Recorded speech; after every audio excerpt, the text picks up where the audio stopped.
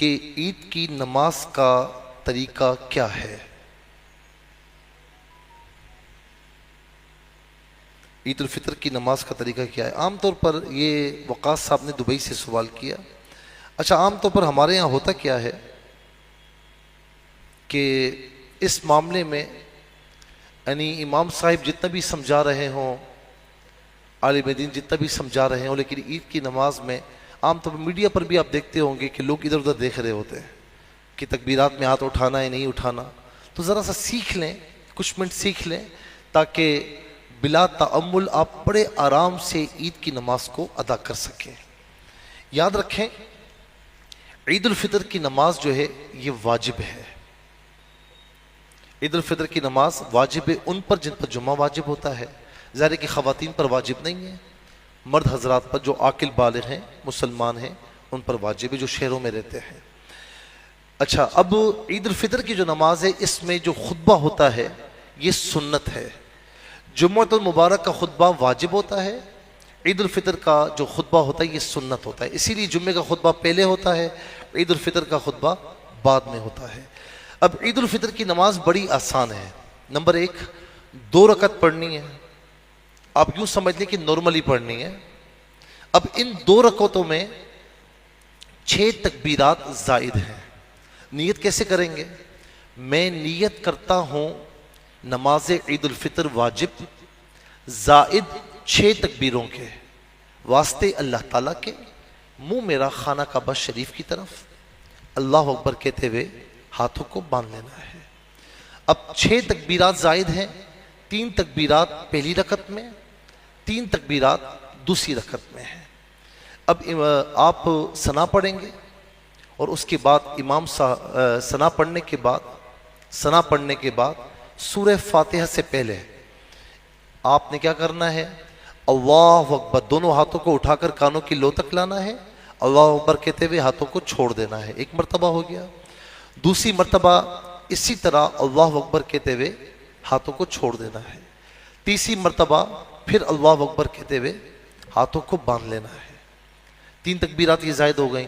اچھا، آپ نے ایک مرتبہ اللہ اکبر کہتے ہوئے ہاتھوں کو چھوڑا تو 3 سبحان اللہ کی مقدار ٹھہرے رہیں، پھر اس کے بعد اللہ اکبر کہتے ہوئے ہاتھوں کو چھوڑا، پھر 3 سبحان اللہ کی مقدار ٹھہرے رہیں، پھر اللہ اکبر کہتے ہوئے ہاتھوں کو آپ نے باندھ لیا۔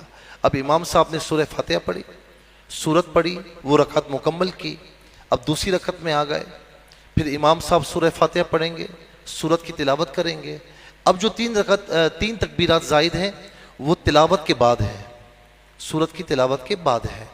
تو اب پھر دوبارہ دونوں ہاتھ کانوں کی لو تک لے جا کر اللہ اکبر کہتے ہوئے ہاتھوں کو چھوڑ دینا ہے، پھر اللہ اکبر کہتے ہوئے ہاتھوں کو چھوڑ دینا ہے، اور پھر اللہ اکبر کہتے ہوئے ہاتھوں کو چھوڑ دینا ہے، اور پھر اللہ اکبر کہتے ہوئے رکوع میں چلے جانا ہے۔ اس طرح 2 رکعت کی مکمل کرنی ہے، ٹھیک ہے۔ اچھا، اب ایک چیز اور بھی ہے کہ کوئی شخص تکبیرات کہنے کے بعد، پہلی رکعت میں تکبیرات کہنے کے بعد شامل ہوا ہے، اب کیا کریں؟ اب اکثر لوگوں کو یہ مسئلہ نہیں آتا، وہ سوچ رہے تھے کیا کرنا ہے بھائی، اور کتنے لوگ ایسے ہیں جو بغیر اس طرح یعنی سادہ پڑھ کے اور نکل جاتے ہیں، کسی کو بتاتے بھی نہیں کہ غلطی ہوئی ہے، میری تکبیرات چھوٹ گئیں۔ بڑا آسان ہے، اگر کسی کی تکبیرات چھوٹ گئی ہیں، آپ پہلی رکعت میں شامل ہوئے، امام ابھی تلاوت کر رہا ہے، بھلے تلاوت کر رہا ہے، آپ 3 تکبیرات کہہ دیں، اللہ اکبر، اللہ اکبر، اللہ اکبر، یعنی ہاتھوں کو اٹھا کر 3 تکبیرات کہہ دی، امام تلاوت کر رہا ہے، ہو گئی آپ کی، ٹھیک ہے۔ اس کے بعد تلاوت آپ نے سننی ہے، رکوع میں چلے گئے۔ اچھا، اب آپ آئے، امام تلاوت مکمل کر چکا ہے، اس وقت آپ نماز میں شامل ہوئے، امام رکوع میں چلا گیا ہے، تو اب اگر آپ کو یقین ہے کہ آپ نے تکبیر تحریمہ کہی اور اس کے بعد ثنا پڑھنے کے بعد آپ نے 3 تکبیرات کہیں اور اس کے بعد آپ رکوع میں امام کو پا لیں گے، تو پھر اب اس طرح تکبیرات کہہ کر رکوع میں امام کو پا لیں، ٹھیک ہے۔ لیکن اگر آپ کو یقین ہے کہ اگر میں تکبیرات کہوں گا تو امام رکوع سے اٹھ جائے گا، تو آپ رکوع میں چلے جائیں اور رکوع میں جا کر آپ 3 تکبیرات بغیر ہاتھ اٹھائے کہہ دیں۔ اگر رکوع میں بھی نہ کہہ سکے، رکوع میں گئے اور ابھی آپ تکبیرات کہنے کا ارادہ کر ہی رہے تھے، تو آپ نہیں کہہ سکے امام صاحب اٹھ گئے تو پھر آپ کھڑے ہو جائیں، اب تکبیرات آپ سے ساکت ہو چکی ہیں۔ دوسری رکعت کی تکبیرات رہ جائے تو اس کا بھی یہی حکم ہے کہ امام کے بعد جب آپ اپنی نماز پڑھیں گے تو دوسری رکعت میں تلاوت کے بعد آپ نے تکبیرات کہنی ہیں۔ بس یہ بڑا آسان سا ہے، میں نے اسی لیے آپ کو بتا دیا۔ اللہ تبارک و تعالی ہم سب کو عید کی نماز سمجھ کر ادا کرنے کی توفیق نصیب فرمائے اور مسائل سمجھ کر اس پر عمل پیرا ہونے کی توفیق نصیب فرمائے۔